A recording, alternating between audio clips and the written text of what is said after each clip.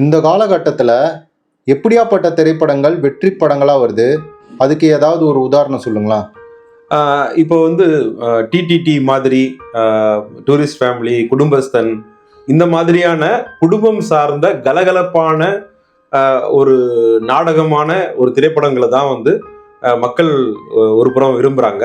அதாவது 30-35 வயதுக்கு மேலே இருக்கக்கூடியவங்க drama plus comedy plus family, இந்த மாதிரியான ஒரு காம்பினேஷனில் அவங்க விரும்புகிறாங்க. இன்னொரு பக்கம் வந்து ஒரு 15 வயசுக்கு மேலே இருக்கக்கூடிய மக்கள் வந்து, ஒரு 30 வயசு கீழே இருக்கக்கூடிய மக்கள் வந்து ஒரு டியூட் மாதிரி, இது லவ் டுடே மாதிரியான திரைப்படங்கள் வந்து, குட் பேட் அக்லி மாதிரியான திரைப்படங்களை வந்து அவங்க தியேட்டர் மூமெண்ட்டா என்ஜாய் பண்ணணும் அப்படின்றத விரும்புகிறாங்க.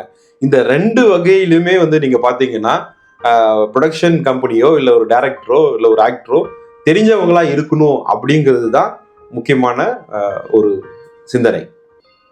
நன்றி சார்.